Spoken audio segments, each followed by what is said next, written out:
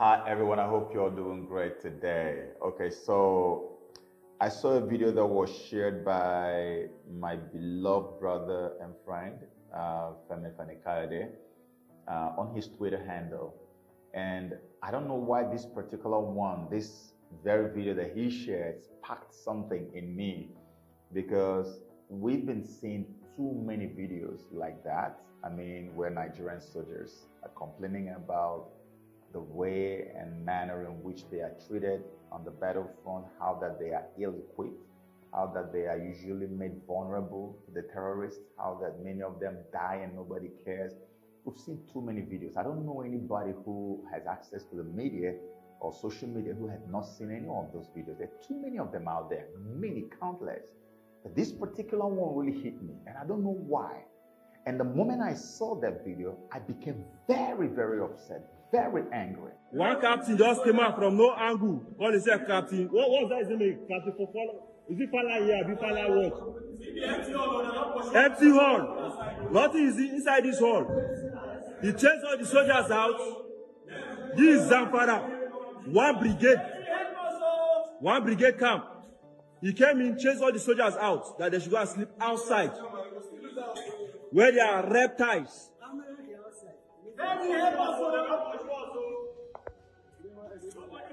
As you can see now, these are soldiers' load, which he evacuated from the hall. I am wondering, I kept asking myself, why do we have to keep seeing these videos on social media and not on the mainstream media? Why is it that BBC and CNN cannot relocate to Nigeria at this point in time to expose the moral problem that is now ravaging the entirety of the Nigerian army on the battlefront? During the days of President Jonathan, the former president of Nigeria, sometime around 2011, when it was very obvious to even the unborn that Jonathan was making a lot of effort and was really beating Boko Haram hands down. During those days, CNN literally relocated to Nigeria. And what were they doing? They called some guys in uniform, soldiers, and were interviewing them and having them say things that made Jonathan's administration at that time look like it was the worst administration as far as soldiers' welfare was concerned. He's telling a side of the war we never hear, what it's like to be a soldier fighting Boko Haram. You're not issued the kits, you buy the kits yourself. You have to buy the uniform and the kit yourself? Yes, you buy them. I bought mine myself. That's incredible. Yes. So Nick Robertson got this soldier here to say that they were the ones buying the kits by themselves, all in a bid to paint the Jonathan administration black and bad. They are not issuing us the kits. We buy the kits by ourselves. That's what a soldier who could not show his face was saying to CNN back then. He couldn't show his face. And look at him shaking his head. If you know about how mind control works, mind control is actually mainstream media, and mainstream media is mind control. Look at the way he's shaking his head. You can tell that he was told to do that so that he can get the viewers to feel pity for the soldiers and get angry with the administration. That's what Nick Robertson and CNN. Nick Robertson is a very senior international correspondent of CNN. And they sent him. And he was not the only one. BBC, Al Jazeera, all of them were back in Nigeria exposing different things.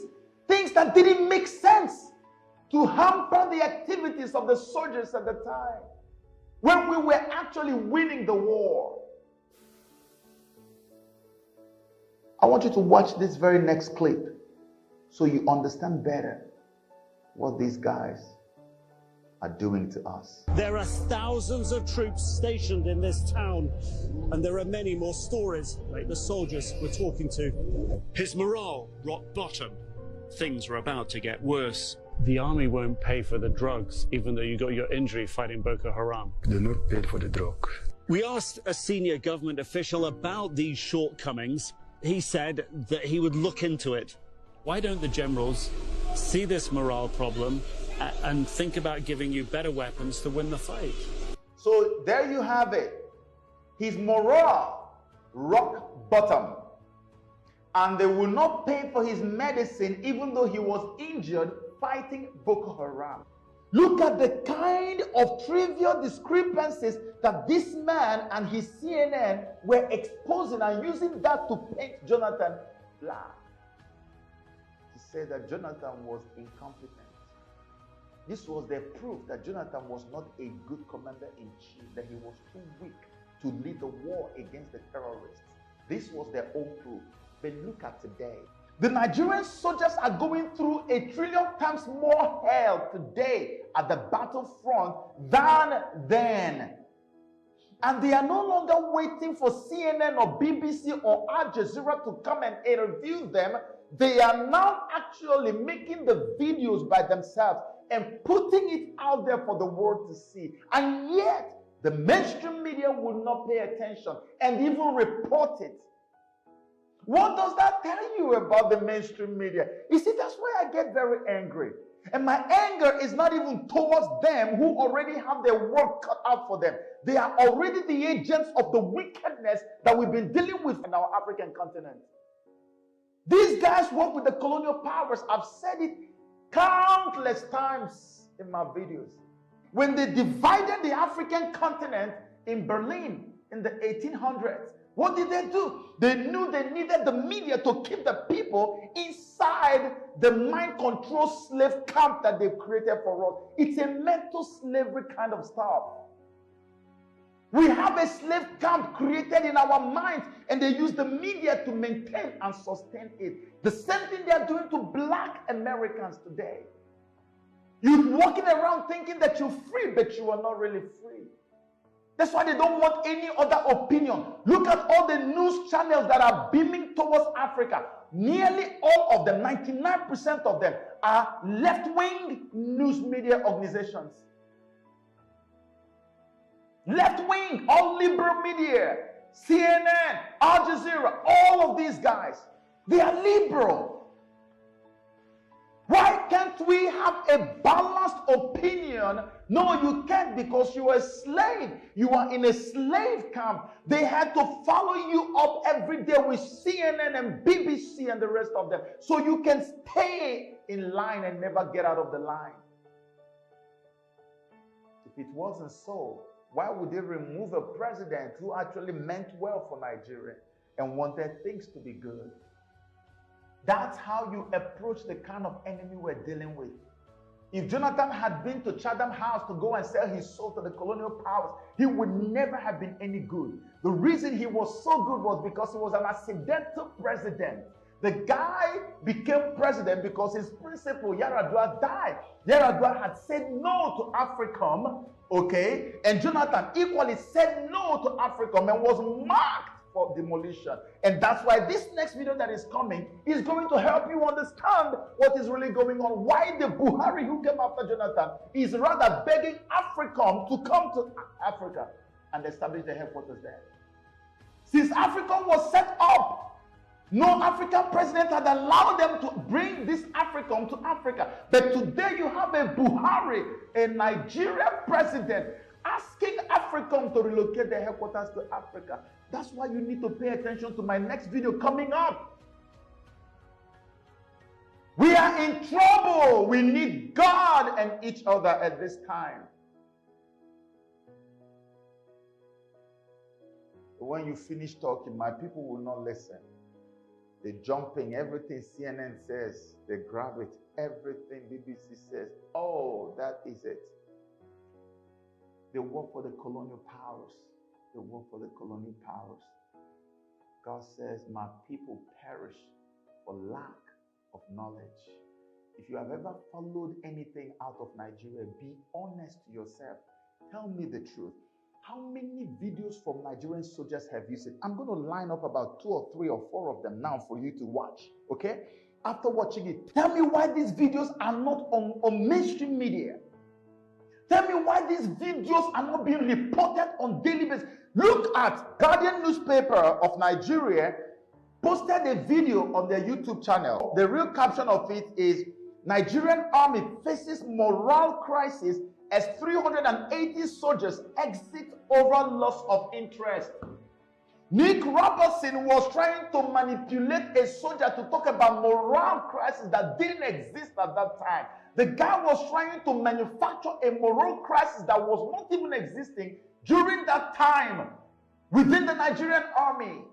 But now that we have the real morale crisis reported all over, they don't want to report it because they are manufacturers of fake news and the evil news to destroy and keep you and I in the plantation that the colonial masters have put us for so long now. Look at it here in front of me. Resignation in Nigerian army. Morale crisis has led 380 soldiers resigning, and I bet you they were talking about at that time. By now, if you check the number of soldiers who have left because of morale crisis, you're looking at probably thousands. Some of them even eloped. They took off and disappeared from the battlefront. Even one of them made a video of himself as he was running away. Many men don't follow. Allah. It's not easy. Many men don't fall, so we just got to go out. If army is ready, if Nigeria is ready to fight them, they should call us back. We'll fight those idiots. But we don't have enough weapon, enough adequate weapon to fight them. So we can't just be wasting our life. We have families. Your talk is true. But without weapon, we are not a soldier. Weapon makes us to be a soldier. Let them provide the weapon and we fight the idiot out. But it's not that they will give me this and then they will come with something more than this times 3. Oh boy, I know. I have blood in myself, so blood runs through me. So we just have to go. Morale crisis at its peak, at an unprecedented level, an all-time high, never before seen in the history of Nigeria. But it's not worthy to be reported. But the one that we didn't know about, Nick Robertson came and manufactured it and reported it on CNN. A very senior CNN correspondent, international correspondent.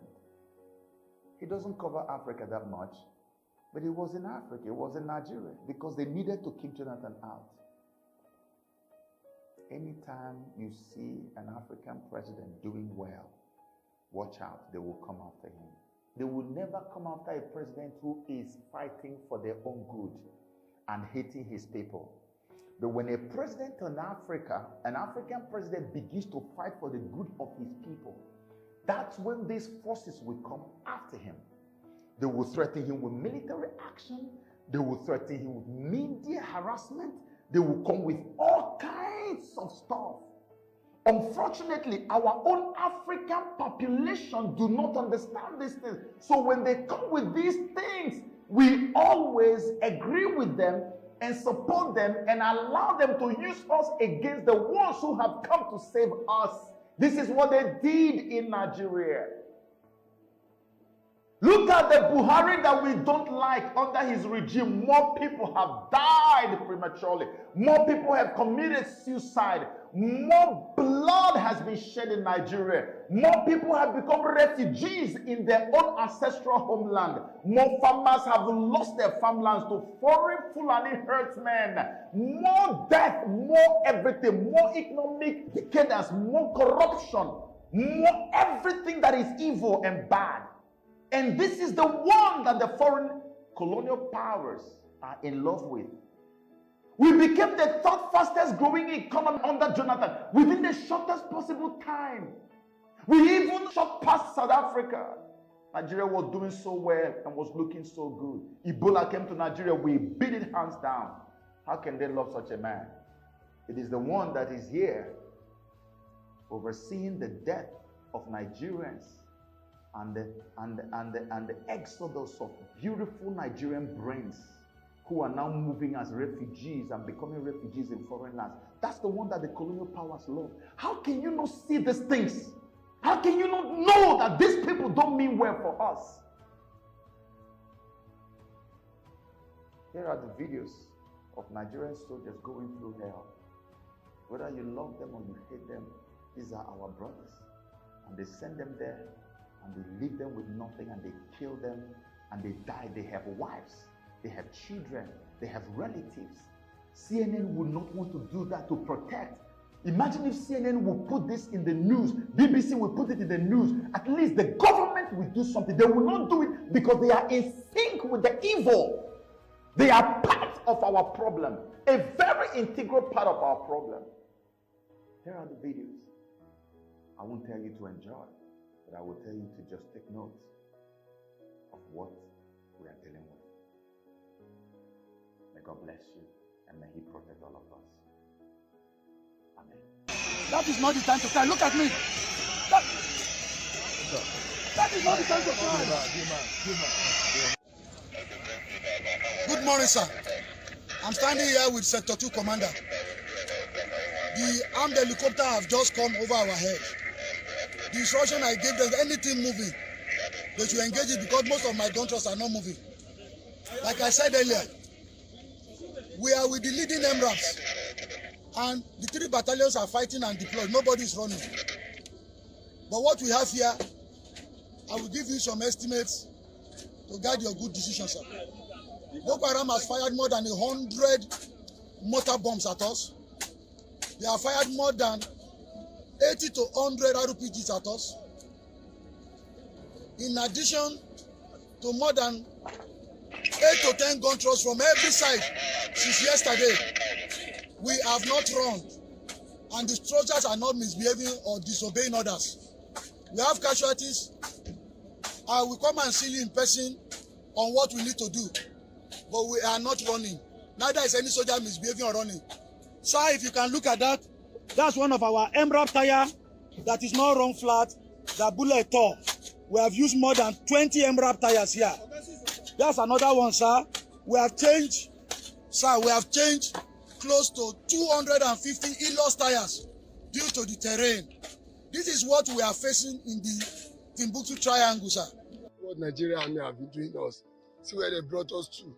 In this desert zone where there is no body. See how they kill our fellow soldiers. See how they burn them inside ELOS. They are using us to make money. Inside tanks. They are using us to make money. It's a lie. This is the place they take 40 barrels. They are using us to make money. Why? Are we not human beings? The Chief of Army Staff, Lieutenant General Tuku Yusuf Buratai. As I'm making this video, I want to let you know that I'm highly disappointed in your command.